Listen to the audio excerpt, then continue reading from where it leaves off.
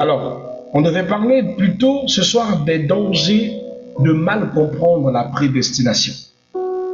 Parce que beaucoup de personnes sont coincées dans ça. Vous savez, certains pensent que tout est déjà décidé et que leurs choix n'ont pas d'importance. Cette pensée est dangereuse. C'est vrai que dans la prédestination, nous nous laissons entre les mains de Dieu.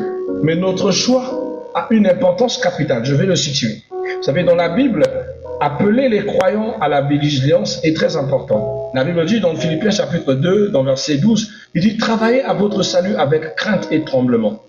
Jésus lui-même appelle les hommes à choisir. Dans Matthieu 7, verset 13, il dit « Entrez par la porte étroite ».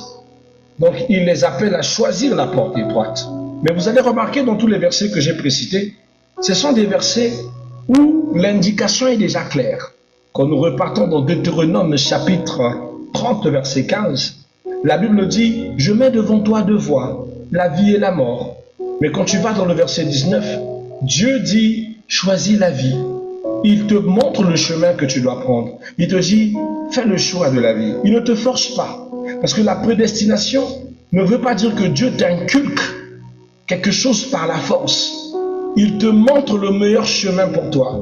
Mais tu restes libre de choisir entre marcher selon tes choix, en fait, entre marcher selon ce que tu veux ou suivre ce qu'il te propose.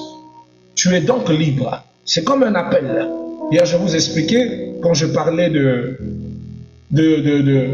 mon problème, en fait, de ma rencontre avec Rebecca, j'avais le choix d'attendre si je pouvais rencontrer Rebecca ou au cas contraire, si je devais passer à autre chose.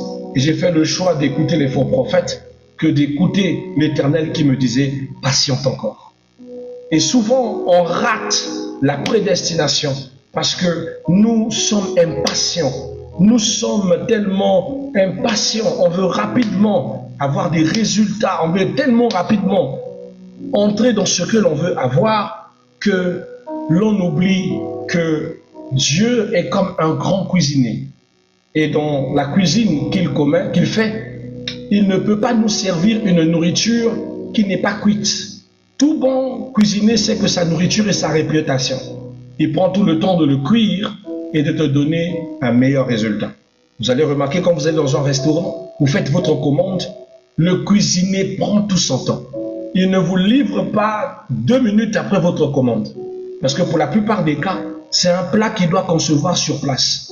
Des fois, le plat va prendre même 15 minutes pour qu'il puisse vous l'emmener. Il a tous les ingrédients déjà disposés. Mais la cuisson doit au moins maximum avoir 15 minutes à 20 minutes de cuisson pour que vous puissiez savourer un repas de qualité. Mais nous, les 15 minutes ou 20 minutes que nous patientons dans un restaurant, c'est pour nous l'enfer. Ça met du temps, hein? Ils se foutent de nos gueules. Comment ça met du temps comme ça? Moi, j'ai plus du temps. C'est quelle marque de restaurant? Mais bien aimé, vous n'êtes pas dans un restaurant à 1 étoile. Vous êtes à un restaurant à 5 étoiles. La réputation du chef va de soi. Et Dieu ne peut pas vous donner une nourriture que vous allez vomir après.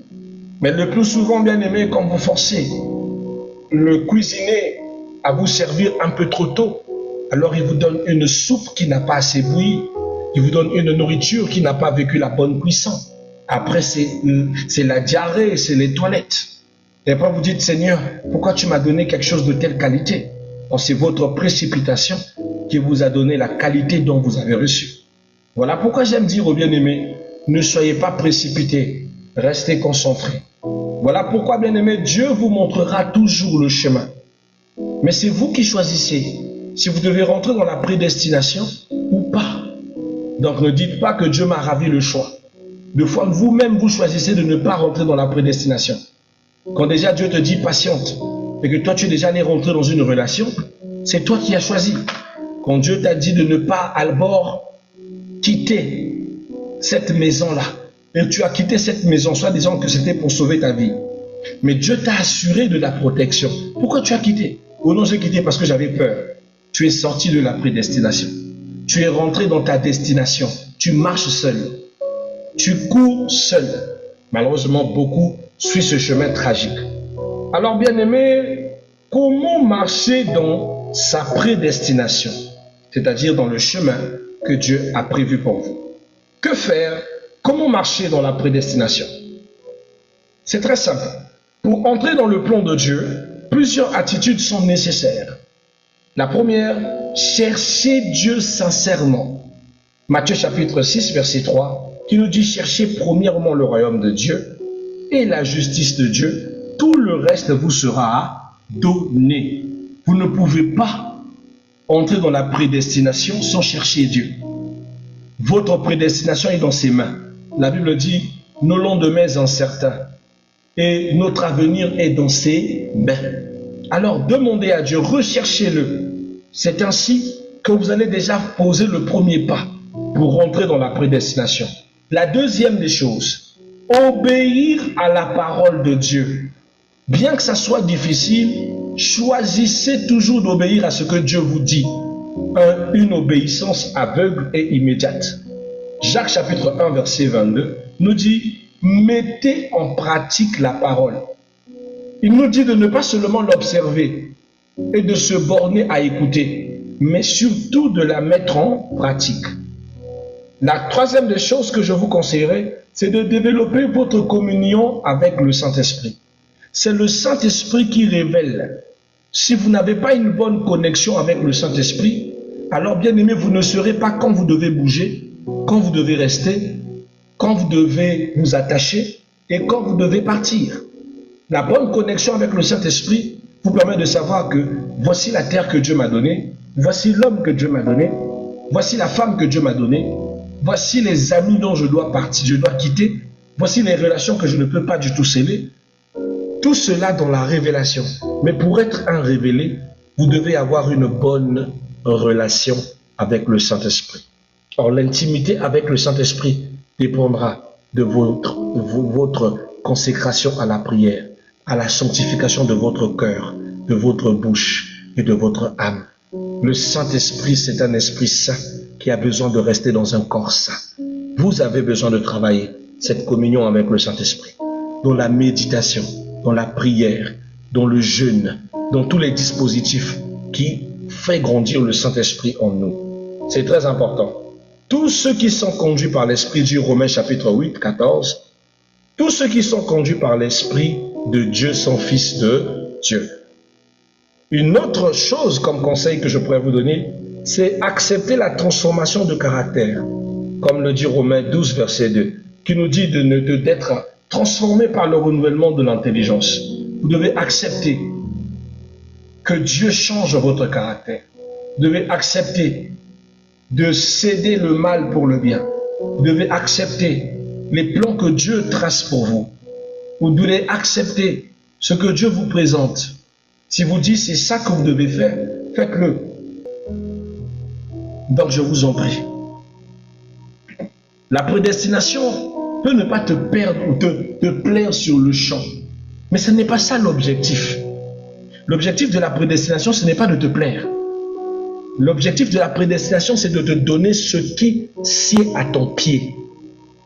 Ce qui va, on va dire quoi, s'adapter à ta taille. Ce qu'il te faut. Ce qui est mieux pour toi. Ce qui est fait pour toi. D'accord? C'est à ça qui consiste la prédestination. Quand Dieu te prédestine à quelqu'un, cette personne te complète. Elle n'est pas peut-être ton choix. Elle n'est pas peut-être ton goût. Mais elle a tout pour être ton genre. Et elle a tout pour devenir ton goût, la plus parfaite.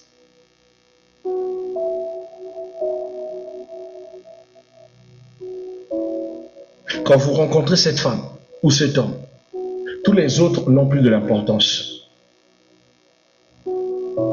J'ai fait des voyages avec Océan du Nord. J'ai rencontré toutes les femmes dans le bus, des femmes de qualité, de beauté. Des gens qui me draguaient, des gens qui me partageaient leurs numéros. Je n'ai trouvé aucune égale à ma femme. Ils pouvaient être plus belles que ma femme. Peut-être d'apparence, Mais même par leur apparence, je ne les trouvais pas égales à ma femme. Dans la prédestination, tellement que vous êtes complet, vous êtes synchro. Dieu vous donne ce qu'il faut pour aimer l'autre et supporter l'autre. Même jusqu'au travail, c'est un travail qui certes ne vous plaira peut-être pas, mais c'est un travail qui vous apportera tout ce dont vous en avez besoin, selon la volonté de Dieu. Même si vous voulez plus, mais en entendant par ce travail, vous êtes capable de faire ce que vous ne pouvez pas faire seul. Choisissez la prédestination que la destination. Parole du Seigneur. Nous rendons grâce à Dieu.